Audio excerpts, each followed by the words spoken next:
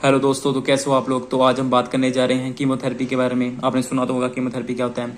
Chemotherapy actual में वो medicine और ड्रग्स होते हैं जो कि हम यूज करते हैं माइक्रो ऑर्गेनिजम्स को रोकने के लिए। वो माइक्रो ऑर्गेनिजम्स को हम रोकते हैं जो हमारे शरीर के अंदर डिसीज पैदा करते हैं। ठीक है, तो आपको समझ लग गया। वो मेडिसिन जो माइक्रो ऑर्गेनिजम्स के ग्रोथ को रोकते हैं या फिर उनको मार देते हैं, जो माइक्रो ऑर्गेनिजम्स डिसीज पैदा करते हैं एक शरीर के किसी ह्यूमन के अंदर या फिर किसी भी ऑर्गेनिज्म के अंदर। ठीक है, उनको मारने के लिए या उनको रोकने के लिए जो हम मेडिसिन यूज करते हैं उनको हम कहते हैं कीमोथेरेपी में। ठीक है, और जो ये मेडिसिन होते हैं ये ज्यादातर ह्यूमन को नुकसान नहीं पहुंचाते या फिर बहुत थोड़ा बहुत पहुंचाते हैं। ठीक है, आप डेफिनेशन देख सकते हो। Treatment of a systemic infection with a specific drug that selectively suppress the infecting microorganisms without significantly affecting the host. ठीक है, micro organisms like bacteria, protozoa, fungi. ठीक है, ये सब हमारे कुछ माइक्रो ऑर्गेनिजम्स हैं जो डिसीज के लिए जाने जाते हैं। ह्यूमन में डिसीज करते हैं, इस शरीर के अंदर डिसीज करते हैं। जैसे पता है फंजाई क्या करता है, फंगल इन्फेक्शन करता है। प्रोटोजोआ क्या करता है, ये आपने सुना होगा। प्रोटोजोआ कभी आपने सुना है वो अपना बोलते हैं एंटी हेलमिंथिक्स ड्रग्स देते हैं। हेलमिंथिक्स ये हमारी एक डिसीज होते हैं जिसके अंदर हमारे स्टमक के अंदर वॉर्म्स बन जाते हैं। आपने कभी सुना हो तो हम एंटी हेलमिंथिक्स ड्रग्स देते हैं। वो प्रोटोजोआ से होता है, बैक्टीरिया से तो आप जान पहचान आपको हुई होगा। ठीक है, बैक्टीरिया, न्यूमोकोकाई, मेनिंजाइटिस, कौन कौन सी डिसीज करता है, वायरस पता ही आपको, कॉमन कोल्ड वाला। ठीक है, तो ये कुछ हमारे माइक्रो ऑर्गेनिजम्स हैं जो डिसीज पैदा करते हैं और उन्हीं को मारने के लिए हम जो ड्रग्स यूज करते हैं उसी को हम कहते हैं कीमोथेरेपी। ठीक है, तो ये दो तरह के होते हैं, एंटीबायोटिक्स और एंटीमाइक्रोबियल। मोटा मोटा समझो, एंटीबायोटिक्स वही होते हैं जो हमारे को माइक्रो ऑर्गेनिज्म से मिलते हैं। ठीक है, जो माइक्रो ऑर्गेनिज्म से मिलता है सब्सटेंस उसी को हम एंटीबायोटिक कहते हैं, जो फर्दर हम यूज करके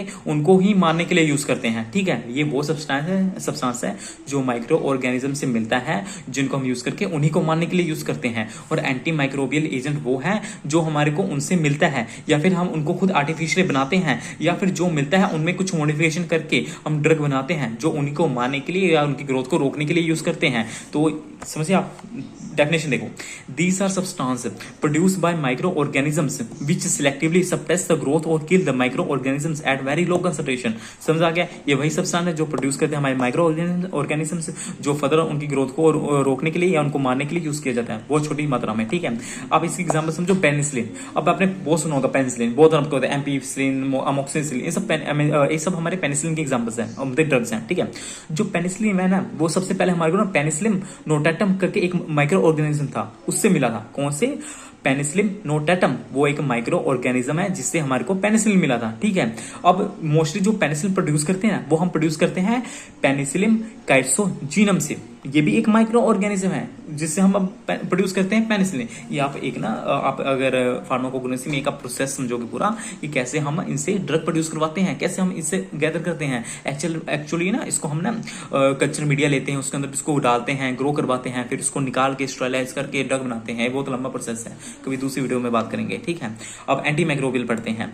any substance of natural, synthetic और semi synthetic origin which at low concentration kill और inhibit the growth of micro organisms by causing little और नो डैमेज टू होस्ट। ठीक है, जो एंटीबायोटिक्स था ये तो भाई इतना नुकसान नहीं पहुंचा रहा था, ये भी इतना नुकसान नहीं पहुंचाएगा होस्ट को।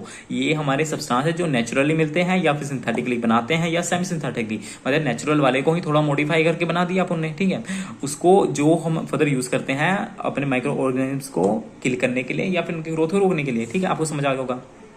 अब ठीक है, अब बोलो कि इसकी एग्जांपल क्या है। फ्लोरोक्विनोलोन सबसे बेस्ट एग्जांपल है, फ्लोरोक्विनोलोन। ठीक है, तो अभी इसकी स्टेप क्या है। अब देखो बैक्टीरिया कैसे ग्रो होता है। Bacteria grow by conjugation, it has a cDNA also known as a plasmid. Bacteria requires folic acid for its growth and folic acid obtain from a pteridine. ठीक है, एक्शन समझो, हमारे बॉडी के अंदर क्या है, हमारे बॉडी के अंदर डीएनए होता है, बट बैक्टीरिया भाई के अंदर क्या है, cDNA। आपको पता है जो बैक्टीरिया है ना उसके पास ना दो जेनेटिक मटेरियल होता है, एक तो उसका अपना हो गया क्रोमोसोम वगैरह। ठीक है, एक हो उसके पास ना प्लाज्मिड होता है जिसको हम कहते हैं एक्स्ट्रा क्रोमोसोम।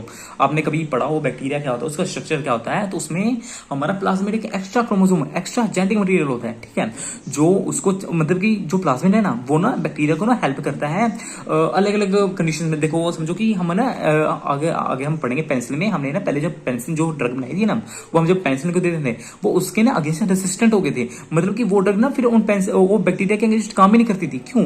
बैक्टीरिया ने ना उसको ना उस ड्रग के हिसाब से अपने आप को ढाल लिया था, मतलब उस कह सकते हैं उस एनवायरमेंट के अकॉर्डिंग अपने आप को रेसिस्ट कर लिया था। कैसे? वो ना फिर ना एक बीटा लैक्टमेज एंजाइम होता है जो बैक्टीरिया रिलीज करती है। एक्चुअल में क्या होता है, जितने भी हमारे जो पेंसिलिन होते थे ना पहले वाले वो बीटा लैक्टम रिंग कंटेन करते थे। ठीक है, जो जो हमारा बीटा लैक्टामेज एंजाइम था जो बैक्टीरिया प्रोड्यूस करता था, वो बीटा लैक्टामेज रिंग को ही तोड़ देता था ड्रग के, जिसकी वजह से वो ड्रग का काम भी नहीं कर पाती थी उन बैक्टीरिया पे।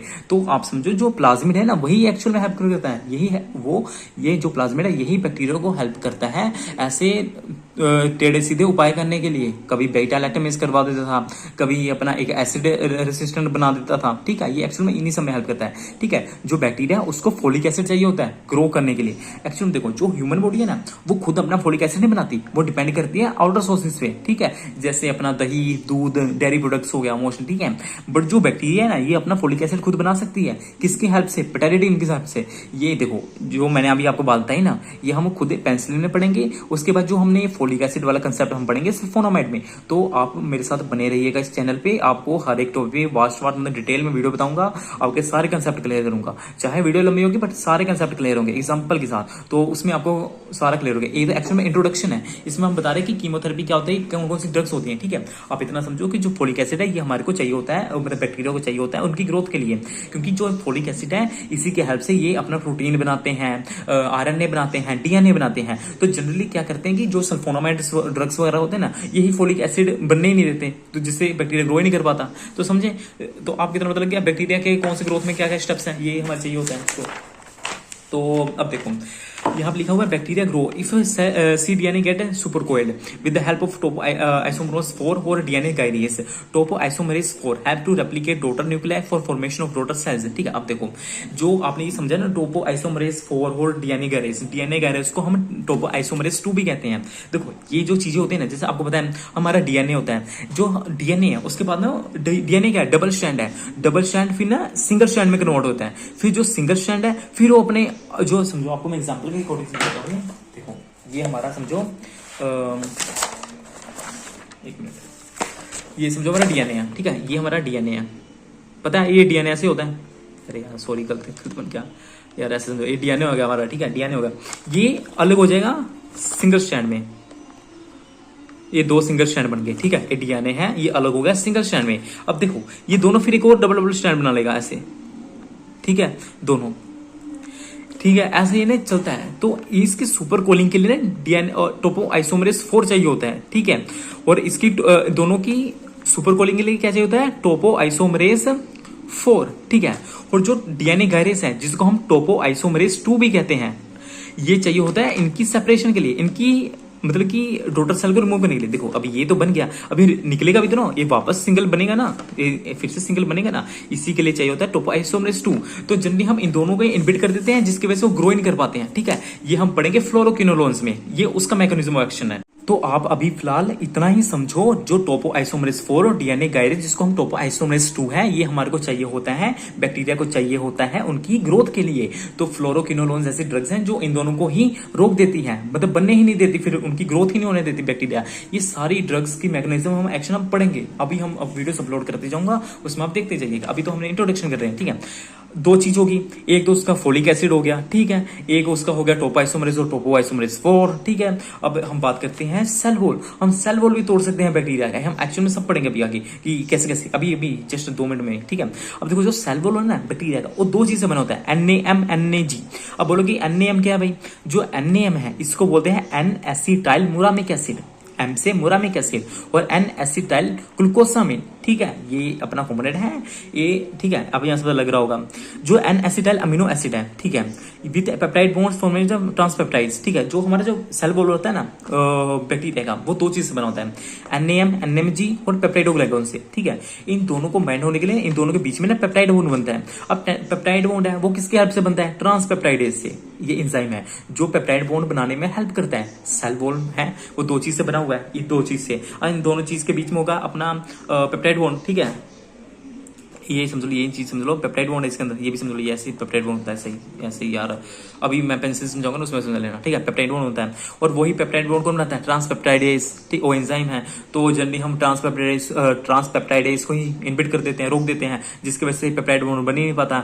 जो सेल वॉल बैक्टीरिया का वो कमजोर हो जाता है, ठीक है, जिसकी वजह से हम ड्रग देंगे तो सेल वॉल टूट जाएगा, बैक्टीरिया का जितना भी अंदर का सामान है वो बाहर आ जाएगा और वो मर जाएगा, ठीक है। आप इतना याद रखो। अभी तो हम बस ये पढ़ रहे हैं कि बैक्टीरिया ऐसा होता है, इसको ये उसका नेचर है, ठीक है। हम इसके जो जितने भी ड्रग्स कैसे एक्ट करते हैं हम फिर आगे पढ़ेंगे, ठीक है। इतना पता लग गया। If bacteria cell wall destroy, bacteria will not able to interact with the host cell and no new daughter cell formed, growth of bacteria inhibited, वही चीज बताया। देखो यहाँ पे लिखा है ना, इनहिबिटेड बाय पेनिसिलिन फेलिसिलिन, जो ट्रांसपेप्टिडेज एंजाइम है पेनिसिलिन फेलिसिलिन इनको रोक देता है बनाने से, ठीक है। ये आप समझो ये होता है। तो बेसिकली हम बैक्टीरिया को कितने तरीके से मार सकते हैं, बहुत तरीकों से। कौन कौन से? एक तो भाई उसका फोलिक एसिड ना बनने दो, तभी बैक्टीरिया मर जाएगा हमारा। अगर हमने उसका फोलिक एसिड बन गया तो उसकी सुपर कॉलिंग हो ना होने दो, उसके डॉटर ऑफ डीएनए को सेपरेट ना होने दो, टोपो आइसोमरेज 4 को इनहिबिट कर दो। अगर वो भी हो गया तो भाई सीधा ही बैक्टीरिया के सेल वॉल को मार दो, सेल वॉल को तोड़ दो। वो कैसे? ट्रांसपेप्टेज एंजाइम जो बनाता है उसी को तोड़ दो भाई, वो बनने नहीं देगा, ठीक है। तो आपको पता लग गया हम ये कुछ है, बैक्टीरिया का नेचर पता लग गया आपको। अब हम पढ़ते हैं classification of anti microbial drugs, ठीक है। ये हम केमिकल स्ट्रक्चर के बिहाफ पे हम इसको सेपरेट करते हैं, ठीक है। चलिए शुरू करते हैं फिर। जो डाई अमीनोपिरिडामाइन है, ओ सॉरी अपना ऊपर रह गया, सल्फोनामाइड्स, जैसे मैंने बताया सल्फोनामाइड्स क्या कहता है, अपना फोलिक एसिड नहीं बनने देगा। अब इसमें सल्फाडायजीन, सल्फोडेप्सोन, पैरा अमीनोसैलिसिलिक एसिड, ये बहुत सारे ड्रग्स हैं। इसमें बस जर्नी मैंने 2 या 3 लिखी हुई है, ये बहुत सारे ड्रग्स हैं। आप जब हम सल्फोनामाइड करेंगे उसमें आपको सारे ड्रग्स बताऊंगा, ठीक है। अभी आप फिलहाल इतना याद रखो। अब जो डाई अमीनोपिरिडामाइन, जिसके स्ट्रक्चर जो स्ट्रक्चर के बीच में जो ये चीज होता है डाई अमीनोपिरिडामाइन, ये भी हमारा जो हमारे एक्चुअल कह सकते हैं रिंग है, ये प्रेजेंट होगा। जिस ड्रग्स के अंदर ये चीज प्रेजेंट होगी उसको हम बोलते हैं ट्राइमिथोप्रीम या प्रीमिथामीन, ठीक है, प्रीमेथामीन, ठीक है। ये ना केमिकल स्ट्रक्चर है, जिस केमिकल स्ट्रक्चर के बीच में हमारे ये सल्फोनामाइड वाले होंगे तो उसको हम ये सब बोल देंगे। अगर जिस स्ट्रक्चर के बीच में हमारा डाईअमीनोप्रिडामाइन होगा तो हम इसको ये बोल देंगे। ये वाले ड्रग्स हो गए जो ये कंटेन करता है, ये केमिकल स्ट्रक्चर कंटेन करता है। जो ड्रग्स के अंदर क्यूनोलोन्स होगा उसको हम नाइट्रिक एसिड, नॉर्फ्लक्स, जो एक्चुअल में जो नाइट्रिक एसिड है ना, ये हमने पहले बनाया था जो यूरिनरी ट्रैक्ट इन्फेक्शन में यूज करते थे, बट क्या हो ना ये बहुत टॉक्सिक था। तो इसके बाद में ना इसके हमने 6th और 7th पोजीशन पे ना नाइट्रिक एसिड जो क्विनोलोन है हमारा, ये जो स्ट्रक्चर उसका, ठीक है, ये हम स्ट्रक्चर है, मतलब ये सब स्ट्रक्चर है जो ड्रग्स के अंदर है। ये ड्रग्स हैं जिसके अंदर ये स्ट्रक्चर प्रेजेंट है, ये ठीक है। अभी ये जो नाइट्रिक एसिड के अंदर क्विनोलोन्स है, ये स्ट्रक्चर है उसका, ठीक है, उसके अंदर स्ट्रक्चर है क्विनोलोन, ठीक है। तो ये प्रेजेंट है। इसके 6th और 7th पोजीशन पे ना हमने मॉडिफिकेशन करके ना फ्लोरोक्विनोलोन्स बना दिया था, ठीक है, जो नॉरफ्लोक्सासिन, सुप्रोफ्लोक्सासिन, ये सब ना ये फ्लोरोक्विनोलोन्स वगैरह में आते हैं, ठीक है। तो बीटा लैक्टम जो पेनिसिलिन फेलिसिलिन, जैसे मैंने बताया, ये बीटा लैक्टम जो हमारे पेनिसिलिन हमारा बीटा लैक्टमेज निकाल देता था, जो इस बीटा लैक्टम रिंग को ही मार देता था। तो फिर इसके रिस्पॉन्स में हमारी बैक्टीरिया ने अमोक्सिसिलिन वगैरह बनाया जो इसके रेजिस्टेंट होते थे। ये हम आगे पढ़ेंगे, ठीक है। अब टेट्रासाइक्लिन, इसको ना टेट्रासाइक्लिन पता है आपको, ये बड़ा टॉक्सिक होता है, अपना मैक्रोलाइड होता है एक्चुअल में ना, इसको ये ना टी कैम से नाम जाना जाता है, TCAM। टी मतलब टेट्रासाइक्लिन, सी मतलब क्लोरोफेनिकोल, ए मतलब अमीनोग्लाइकोसाइड, एम मतलब मैक्रोलाइड। एक्चुअल में ये 4 ड्रग्स है ना टी कैम्स, ये ना प्रोटीन सिंथेसिस को रोकते हैं, बैक्टीरिया माइक्रो ऑर्गेनिज्म्स के प्रोटीन सिंथेसिस को रोकते हैं। अब आपको पता है प्रोटीन कितना इंपॉर्टेंट है भाई, प्रोटीन के बिना कुछ कोई सर्वाइव कर पाएगा? नहीं कर पाएगा। तो जो टी कैम है, tetracycline, aminoglycoside, chloramphenicol, macrolide, T cam से याद रखना इसको, ठीक है, ये उनको रोकते हैं। और आपको एक और हैक बताऊं इसका, देखो जो अपना टी कैम है ना, एक इसको सबसे बढ़िया याद रखने का समझो, टी कैम जो हमारा टेट्रासाइक्लिन है ये हमारा वर्क करता है 30 पे, जो क्लोरोफेनिकोल है ये हमारा वर्क करेगा 50 पे, जो अमीनोग्लाइकोसाइड ये करेगा 30 पे, ये है 50 पे। आपको समझ नहीं आ रहा है क्या है भाई, आपको पता है राइबोसोम होता है 30S ribosome, 50S ribosome, 30S ribosome, ये आप आगे पढ़ोगे तो भी समझ आएगा, अभी नहीं आएगा, ठीक, छोड़ रहने दो। ये राइबोसोम होते हैं जो प्रोटीन सिंथेसिस, आपको पता है ना प्रोटीन से बनता है राइबोसोम को, अगर हम इन्हीं राइबोसोम को रोक देंगे तो बनेगा नहीं, 30S 50S 80S होगा टोटल, ठीक है, आगे पढ़ूंगा वो, ठीक है। अब देखो ये हमारे अमीनोग्लाइकोसाइड जैसे बताया, ये कौन सी ड्रग्स है, स्ट्रेप्टोमाइसिन, ये ड्रग्स के नेम है कुछ, उसकी दियो आप पढ़ सकते हो, ये ठीक है। अब सोर्सेज ऑफ एंटीबायोटिक कौन कौन से सोर्स मिलता है, फंजाई, पेनिसिलिन, सिफेलोस्पोरिन, गिरसोफोलिन, जो इनसे मिलता है, बैक्टीरिया, कोलिस्टीन, ये सोर्सेज हैं, आप देख सकते हो। इसके बाद है टाइप्स ऑफ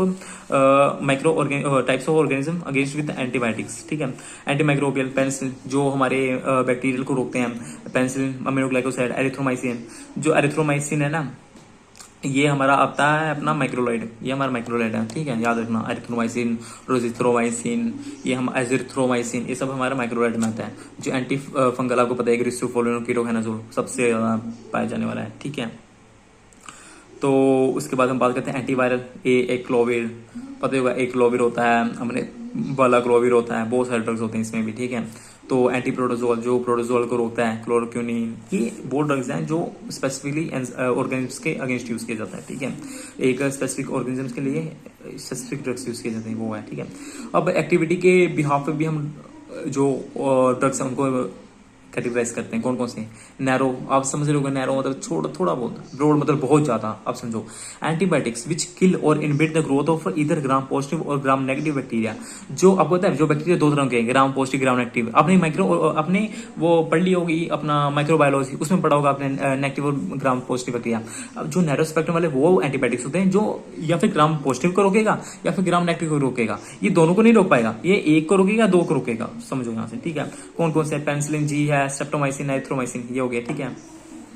तो उसके दूसरी साइड आ गया था अपने एंटीबायोटिक्स जो दोनों को मार सकते हैं, टेट्रासाइक्लिन, क्लोरामफेनिकोल, ये दोनों बड़े टॉक्सिक होते हैं। इसने हमारे ये ना टेट्रासाइक्लिन ना हमारे बॉडी में ना चिलेशन कर देता है, कैल्शियम के साथ मिलकर हमारे बोन्स के ऊपर रीअब्सॉर्ब होता है, बड़ा इसका गंदा काम है, ठीक है। ये हम प्रेगनेंसी में भी नहीं दे पाते हैं। और जो क्लोरामफेनिकोल है ना, ये फीटस को ग्रे कर देता है, मतलब उनका जो बोन मैरो को उसको टॉक्सिसिटी बना, जो हमारा बोन मैरो पता है आपको, जो रेड ब्लड सेल वगैरह बनाता है, ये उसी की टॉक्सिसिटी कर देता है, जिसकी वजह से ना बेबी ग्रे होता है, खून की कमी होती है, मतलब कि फॉल्टी आरबीसी बनाता है, ठीक है। आगे पढ़ेंगे इसको, डिटेल में पढ़ेंगे हर एक चीज को, ठीक है। अभी ऊपर ऊपर समझो। अब इसके बाद कहते हैं types of action of antibiotics.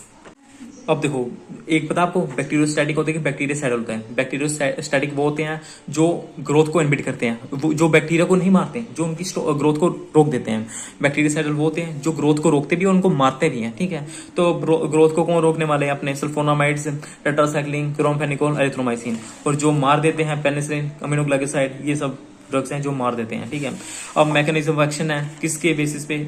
इनके बेसिस पे। अब ये समझो, ये आपके समझने वाले टॉपिक है। मैकेनिज्म ऑफ एक्शन मतलब कि जो सेल वॉल की सिंथेसिस को रोकते हैं, पेनिसिलिन, फेलोस्पोरिन, जैसे मैंने बताया आपको, जो सेल मेम्ब्रेन की लीकेज करवा देते हैं, पॉलीपेप्टाइड्स, कोलेस्ट्रीन, ये भी एक्चुअल में ना अपने बीटा लैक्टोन ड्रग्स होते हैं, ठीक है। इसके बाद है inhibit protein synthesis. Protein synthesis जैसे मैंने आपको बताया, टीकैम, टेट्रासाइक्लिन, क्लोरामफेनिकोल, एरिथ्रोमाइसिन, ये ना अपना यार यहाँ पे एम है यार, मैक्रोलाइड है, मैंने लिखना भूल गया, ये ना मैक्रोलाइड है, ठीक है, एरिथ्रोमाइसिन। और अमीनोग्लाइकोसाइड भी होता है, मैंने लिखा ही नहीं लगता, ठीक है। अब है causing misreading of mRNA code affect. देखो एक ना जो एमआरएनए पता है, जो हमारे को एज अ कमांड देता है राइबोसोम को प्रोटीन बनाने के लिए, एमआरएनए, मैसेंजर आरएनए भी बोल देते हैं जिसको, ठीक है।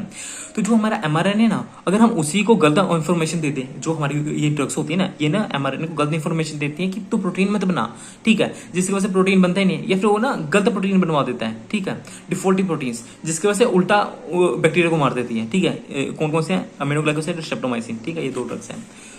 तो उसके बाद है डीएनए गायरेज टोपोआइसोमरेज 2 को कौन रोकता है? फ्लोरोकिनोलोन्स, सिप्रोफ्लॉक्सासिन, ये उसी का ड्रग है, ठीक है। उसके बाद जो डीएनए के फंक्शन को रोकता है, रिफेम्पिन, मेट्रोनिडाजोल, ये हमारा एंटीप्रोटोजोल में आता है, ठीक है।